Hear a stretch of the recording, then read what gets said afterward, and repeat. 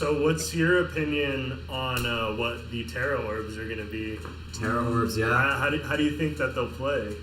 Because, in our opinion, Terra is not really necessary as of right now. Let's also think. Well, in certain decks, yeah. Unless you're playing Blitz, Terra is like everything. Well, Blitz also they had the pages kind of wrote to the side, but we also have to explain where Terra Orbs are even coming from here.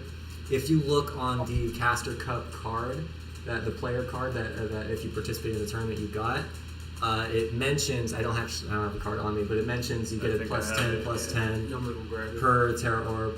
We can grab it, yeah. If you want to grab that for me, so we can put it on camera, so we can actually show what the card does. But I know you can do some stuff. I think you can do some stuff with the chibis with it. I don't know, but it's a pretty interesting concept. With these Terra Orbs coming out, we were thinking maybe they're extra mana. Maybe they're adding different abilities based on how many Terra Orbs you have. Things like that. I think Terra Orbs might even work kind of like as like a field spell almost. Yeah. Because they already have like abilities like with Frost, the special ones, and you have the Frost. Cosmic You Rain. can give invisibility. Yeah, and the Meteor Shower has the. Do you think these Terra Orbs will work like the sigils from Wilderness? Yeah, that's what I was saying. I was saying that they might be like a Terra, but with like a sigil type bonus, giving like 2 different types a bonus instead of just one if they're really trying to push the multicolor. Yeah, because we didn't get to see a lot of the sigils and stuff actually used in play at the tournament. I don't know if anyone else here ran into any of the.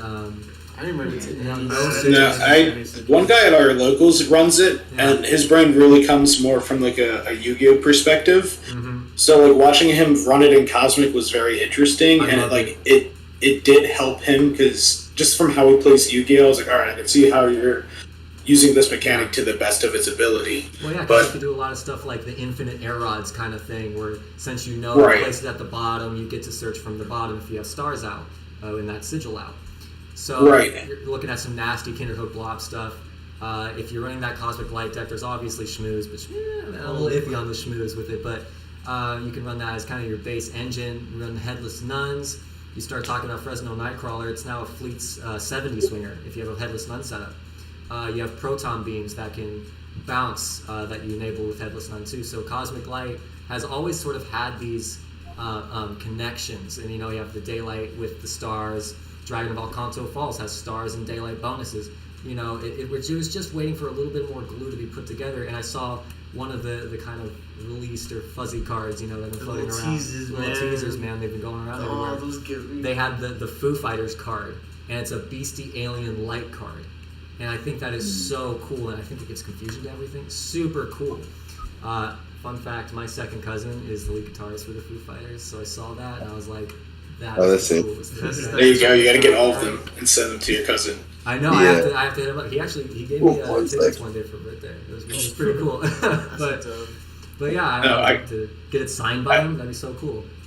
And then get it shipped in. Be like, here you go. We're like, bring him into MetaZoo. Bring him into the fold. Right, Dave Knoll, and he's like on the throne with the dude. That'd be hilarious. But yeah. Just to touch back on the sigils real quick, I definitely see if there's like a EDH format, these sigils having a bigger presence, because it's now like it's definitely a one-of kind of card, or however they decide to make EDH and MetaZoo. It just helps those like bigger games where you're not trying to blow them out with the Aerots combo real quick, or I'm going to do it with the Napa OTK. So it really just depends, I guess, the format and where it goes, or a specific format for that type of effect, or not, I don't want to say gimmick, but that type of long term. Yeah, like Book of Shadows, like the whole like stacking, like I could see that more like an EDH kind of place where it's like, okay, now this can stack, and they gotta say abracadabra. Yeah, right. What is abracadabra backwards? Abracadabra. Are you sure? Yeah, I'm positive. Yes. I looked at that card, I was like, I gotta know now. My brain. I'm interested though. I think with the Terra Orbs, just to get back on that conversation, I think the Terra Orbs might be something, because if we think about Terra as affecting the entire arena, we can think of orbs as maybe affecting the things that you control. Maybe like a smaller variant of a Terra bonus or something along those lines. Who knows in those regards? I mean, it's kind of like interesting to think about and kind of speculate what the Terra orbs will do. Yeah. But I do think that if they're an orb, I must just assume that they're kind of isolated, or they might be maybe a smaller variant of a Terra page, which maybe only affects your side of the board, or they could be something they could be more defensive and affect your opponent, like whenever they cast a beastie or something like that.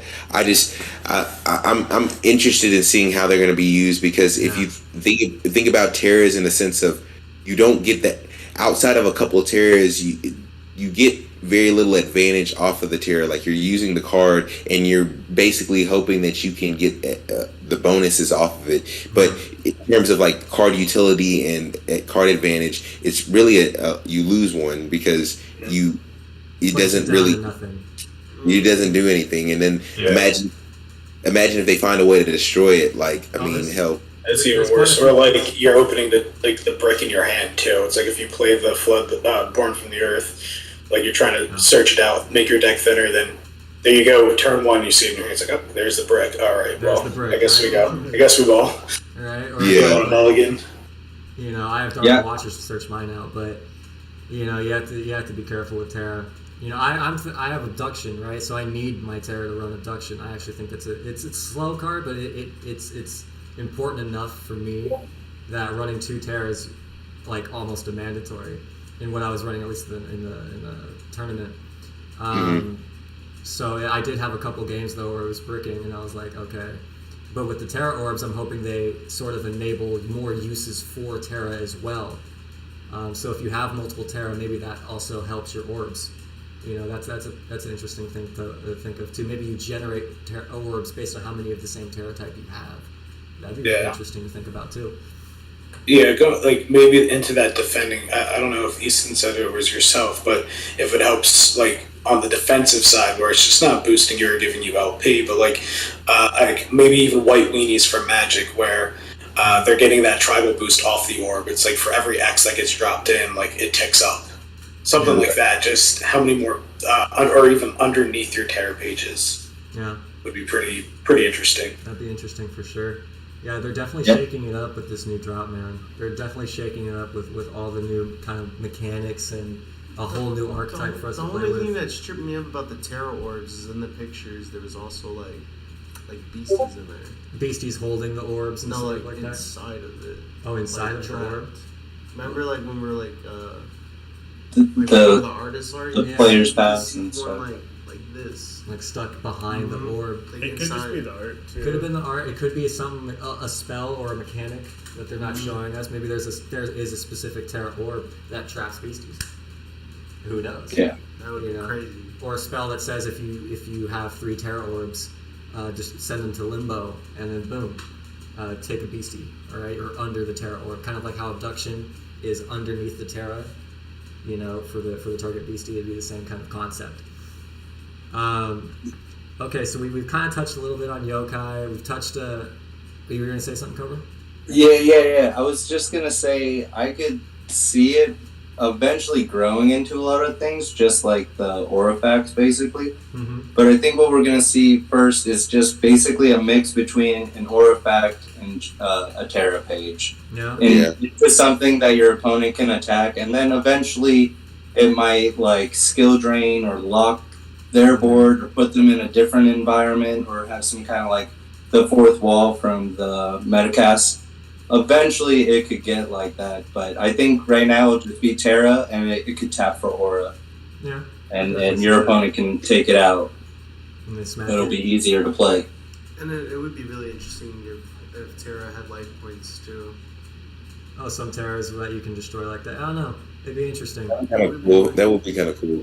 Yeah, because like I kind of see Terra kind of as almost like field spells, like from Yu-Gi-Oh. Very much so. Like, like in the show, like when they played it, it literally changed their surrounding. Yeah. That's how I kind of see Terra. It's like you're literally putting this environment into the game. Like when the show comes out, that's gonna be crazy. Well, because they're really pushing the fourth wall thing too, and I love it. It's that fourth wall that the outer affects the game, right? If you have bananas, this card does double damage to Just face. flying Like, to Dallas and seeing people have like the trees on Dude, the automatically side is so Right? funny. Dude. Because these new cards would automatically, and that maybe that's the reserve list for these things. Maybe these things are just like extras. Like these new ones, they'll make aura and they'll be Terra. Yeah. You know, so they automatically do a little bit more, incentivizing you. Like, hey, I could probably use this. You know. Yeah. So more of like a creep than like a power creep to that almost. Yeah, exactly. Yeah. To be able to test the limits and then like establish more, player contact in the game, because we have like dampen and paralyze and like a few other spells, but mainly potions are a good one. Oh yeah, potions. Are you talking about like more interaction between players, like on cards, like putting more into the stack? Yeah, exactly. Eventually, the chain, sort of. Yeah. I want to see what the longest chain that could be created. Right. Let's get dampen some void spells in that mix. 3 dampens, 5 reflections.